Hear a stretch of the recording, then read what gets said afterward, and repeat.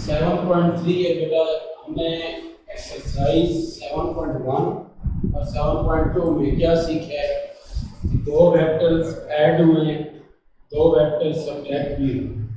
फिर हमने फर्दर ये देखा कि दो वेक्टर्स आपस में कहीं मल्टीप्लाई नहीं हुए, लेकिन एक स्केलर एक वेक्टर से मल्टीप्लाई हुआ। लाइक हमने बहुत सारे क्वेश्चन में किया 2ab माइनस 3ab। इसका मतलब है कि आपने किसी स्केलर को किसी वेक्टर के साथ क्या किया है, मल्टीप्लाई। आप जो सीखने जा रहे हैं वो हेडिंग से आपको पता चल गया होगा कि मल्टीप्लिकेशन ऑफ वेक्टर्स टॉपिक नहीं है, वेक्टर विद वेक्टर। अब वेक्टर वेक्टर से मल्टीप्लाई आम यूजुअल तरीके से नहीं होता कि लाइक 3 से मल्टीप्लाई करते 9 आता है, नहीं। अल्टीमेटली वो ऐसे ही रहा होता है, लेकिन वेक्टर्स को मल्टीप्लाई करने का मतलब होता है कि डायरेक्शन भी मल्टीप्लाई हो रही होती है और मैग्नीट्यूड भी मल्टीप्लाई हो रहा है। लाइक वाइज बेटा देखिए, मैंने पहले हेडिंग में दिया है कि आपके पास जो पहली चीज है वो किस तरह मल्टीप्लाई होंगे, डॉट प्रोडक्ट। डॉट प्रोडक्ट का दूसरा नाम स्केलर प्रोडक्ट है। इसका मतलब ये हुआ कि इसका जो आंसर आएगा वो स्केलर होगा। डॉट प्रोडक्ट में जो भी आंसर आएगा वो सिंगल एक नंबर होगा। नंबर लाइक 33 होगा, 0 होगा, -10 होगा, नेगेटिव भी आ सकता है, पॉजिटिव भी आ सकता है, ठीक है।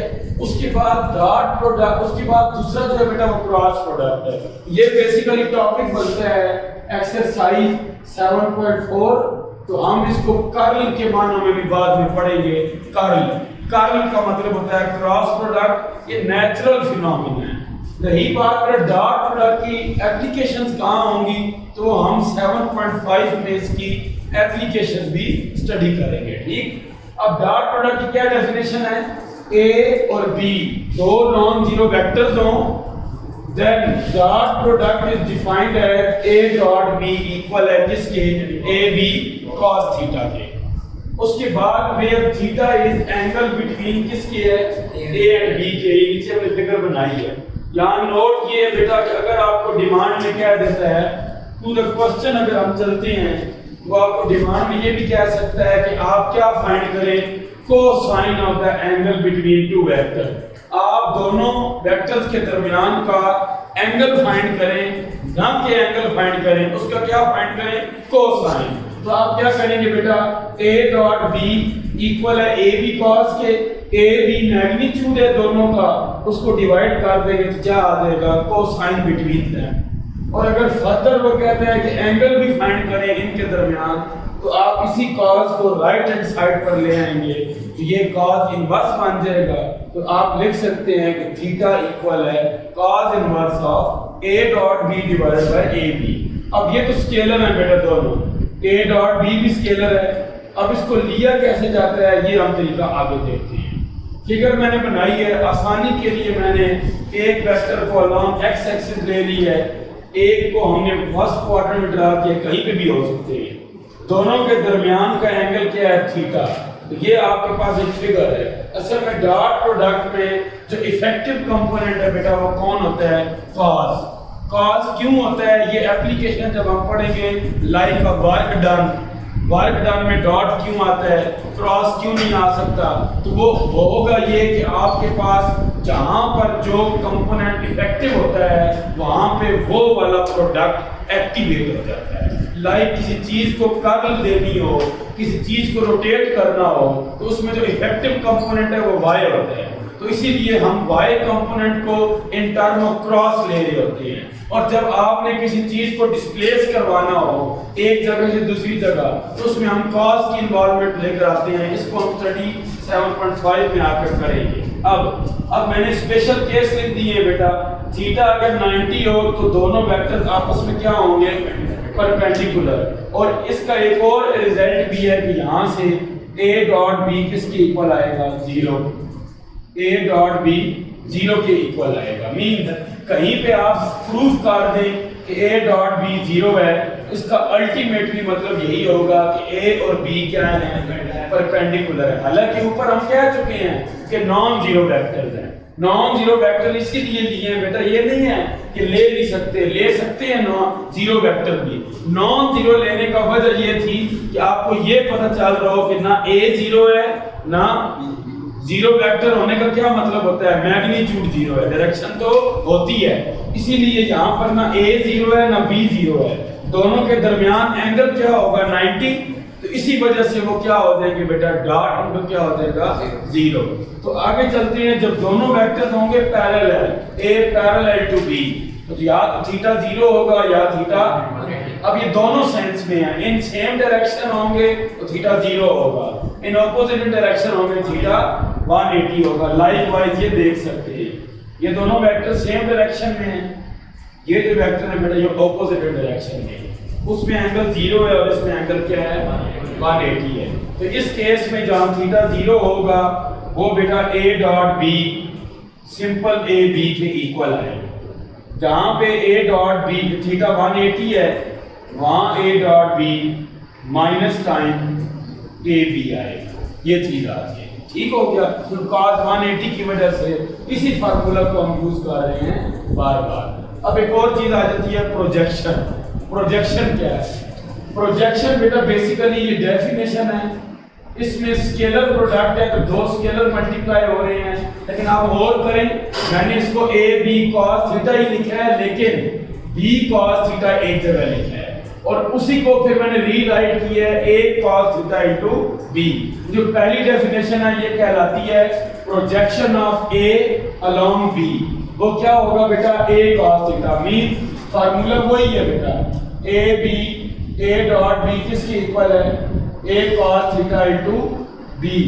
हमें क्या चाहिए projection of a along b, तो हम क्या करेंगे, हम असल में क्या फाइंड करना चाह रहे हैं a cos theta, a cos theta किसके इक्वल होगा बेटा a dot b divided by b के, ठीक है। Similarly projection of b along a क्या होगा b cos थीटा। बुक वाला इस चीज को नहीं लिखता है बेटा, इस चीज को बुक वाला नहीं लिख रहा, वो डायरेक्ट लिखता है कि projection of a along b जो है वो a dot b by b है और projection of b along a जो है वो a dot b by a है।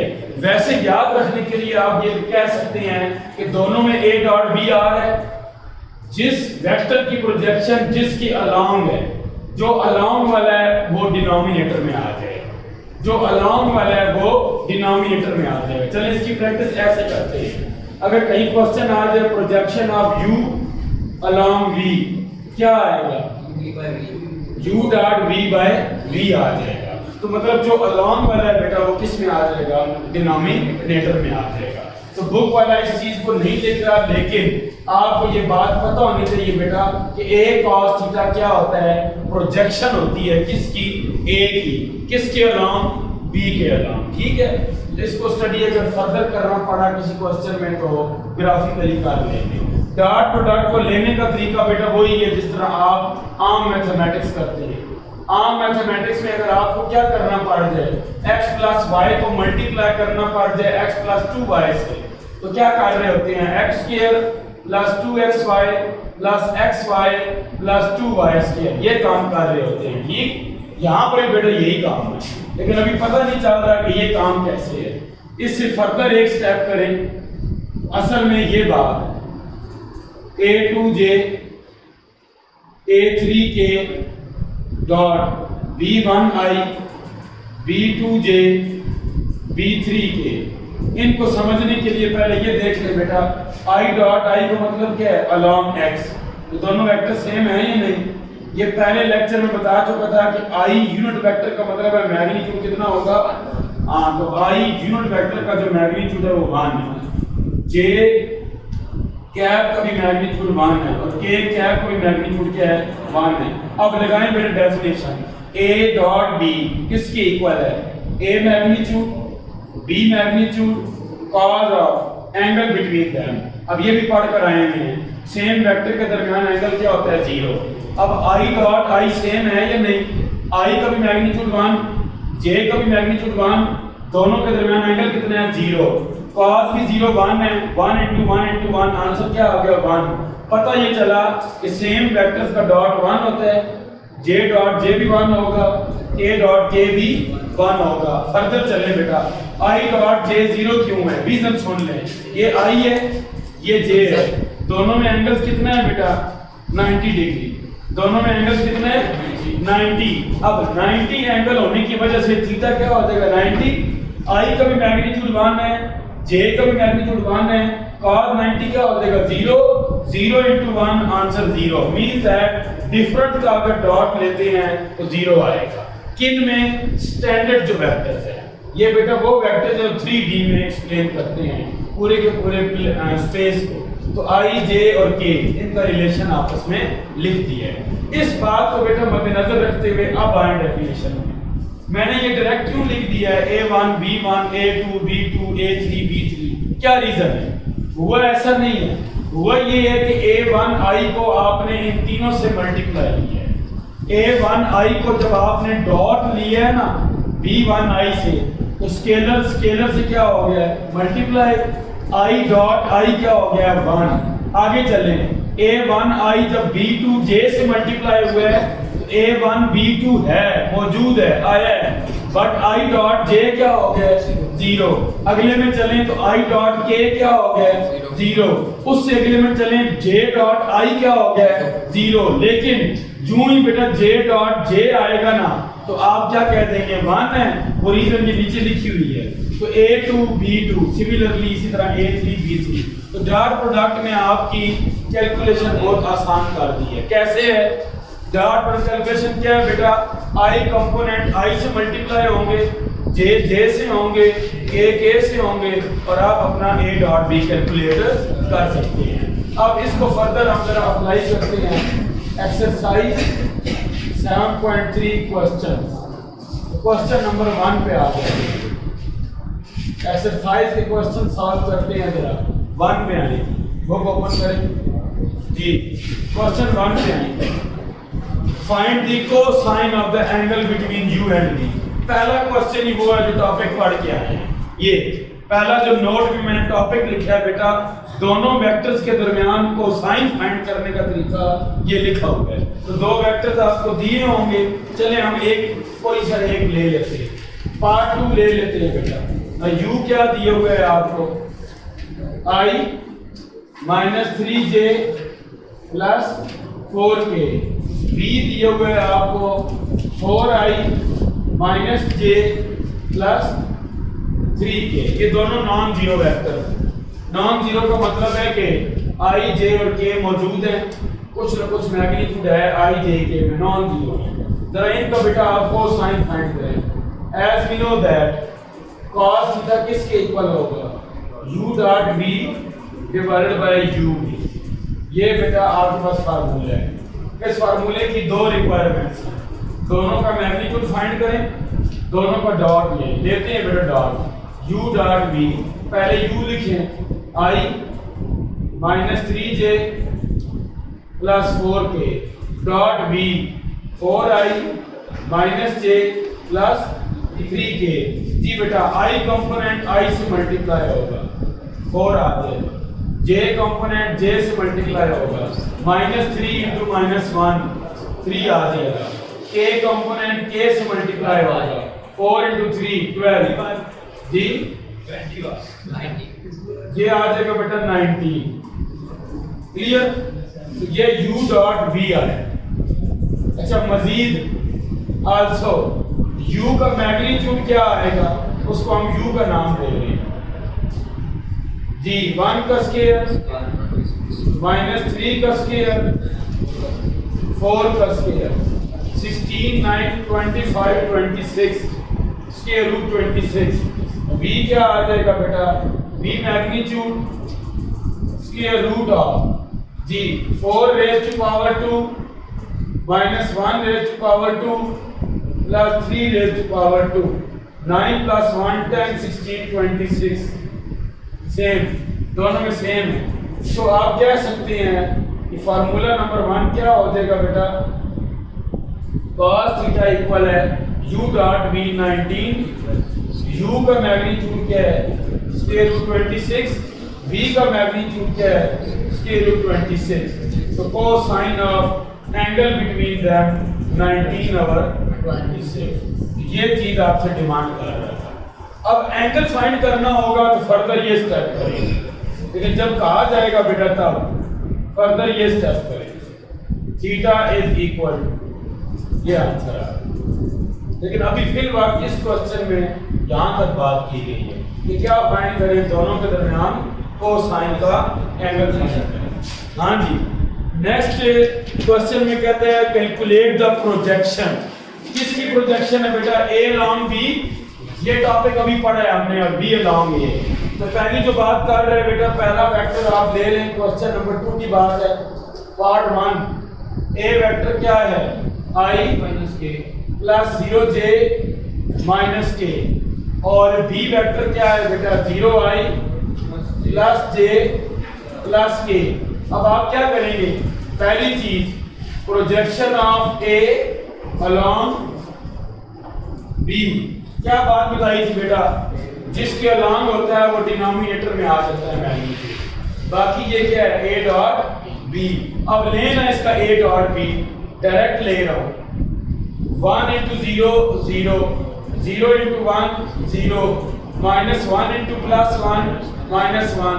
तो a डॉट b क्या आ गया बेटा? -1 आ गया। हाँ जी, अब a का मैग्नीट्यूड भी ले लें। a का मैग्नीट्यूड 1 का स्क्वायर माइनस 1 का square, square root 2। Similarly b का मैग्नीट्यूड भी ले लें, वो भी क्या आएगा? 1 का स्क्वायर 1 का स्क्वायर, स्क्वायर रूट 2। दोनों के मैग्नीट्यूड भी हमने ले लिए। हाँ जी, projection of a along b, a dot b क्या है? -1। b का मैग्नीट्यूड क्या है? Square root 2। This is your projection of a along b। इसको एक और नाम भी दे सकते हैं, क्या कह सकते हैं? a cos theta. सिमिलरली अगला क्वेश्चन, अगला पार्ट क्या है बेटा? Projection of b along a। ये आपने खुद करना है, a dot b divided by a, ये मैग्नीट्यूड। इस फार्मूला के लिए खुद करना है। क्लियर है? प्रोजेक्शन वाला क्वेश्चन क्लियर है जी? Find a real number alpha.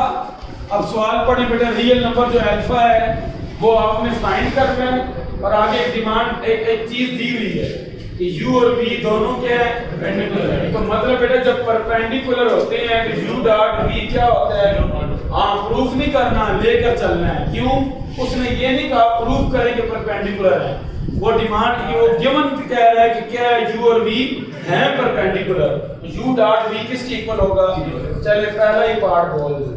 u क्या चीज है बेटा? बोले जी, 2 alpha i plus j minus k। ठीक है, डॉट v बोले i plus alpha j plus 4k, alpha j plus 4।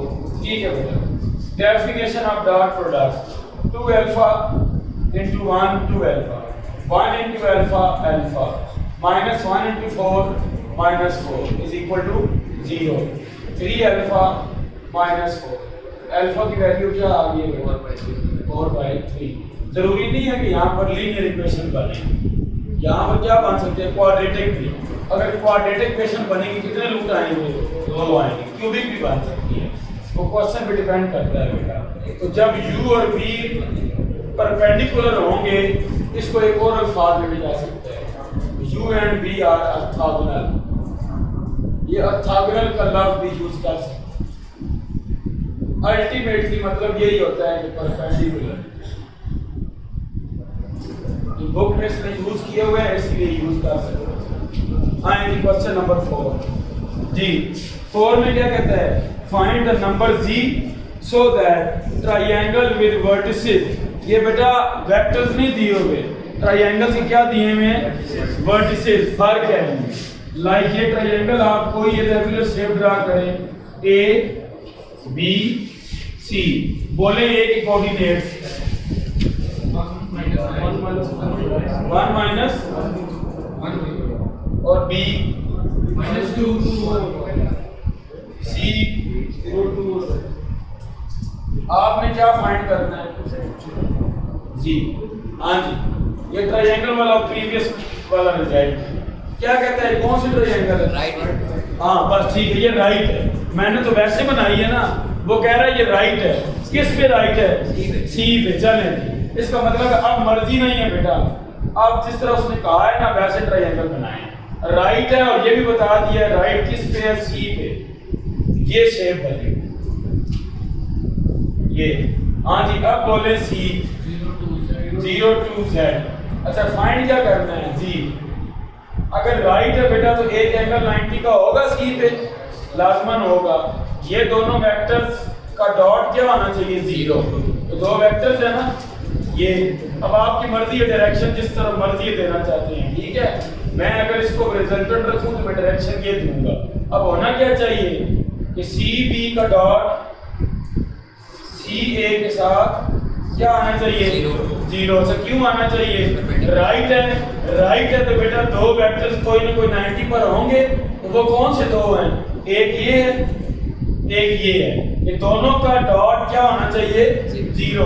Reason यहाँ क्या देंगे कि बेटा सी बी जो है वो परपेंडिकुलर है किसके, सी ए के। सी बी जो है वो सी ए के क्या है, परपेंडिकुलर। सी बी निकालेंगे कैसे, ओ बी माइनस ओ सी। चले निकालते हैं बेटा, ये O B minus O C -2 I 2 - 2 0 J 1 - Z as it is K। अच्छा इसका डॉट लेंगे किसके साथ, सी ए के साथ। जी बेटा सी ए में ए फाइनल है, final 1 - 0 I -1 - 2 -3 J 0 - Z K जी। ये वाला -1 - 2 -3 है, क्योंकि जब आप सी ए निकालते हैं ना बेटा, इसका मतलब मैंने बताया हुआ है ओ ए माइनस ओ सी करते हैं जी। -2 0 × -3 0 -z × 1 - z as it is equal to 0। Multiply करें बेटा, -z + z² -2, रीअरेंज करें z² -z -2। पेयरिंग हो सकती है कि नहीं, क्वाड्रेटिक इक्वेशन है, पेयरिंग हो सकती है, फैक्टराइजेशन कर सकते हैं बेटा। -2z + z -2, z कॉमन लें, z -2 + 1 z -2 is equal to 0। z -2 × z + 1 is equal to 0। या z2 है बेटा या -1, ये वैल्यू है। क्लियर। क्वेश्चन नंबर 4 की जो स्टेटमेंट है उसके मुताबिक ये क्वेश्चन था to find the value of z if these three are vertices of a right triangle and right at c। c पे क्या है, राइट है, तो c पे क्या बना रहा है, 90। अब राइट ट्रायंगल में एक रिजल्ट है, एक एंगल 90 का हो तो होते तो दो वेक्टर्स हैं। ये दो जो वेक्टर्स हैं बेटा, ये सी बी और सी ए का डॉट क्या होना चाहिए, 0, क्योंकि इनके आपस का दरमियान का एंगल क्या है, 90 है। तो जब भी एंगल दो वेक्टर्स के दरमियान 90 होता है तो दोनों का डॉट क्या होता है, 0। जितना आर्टिकल पढ़ा है बेटा उसको हमने यूज किया है इन पहले 4 क्लास।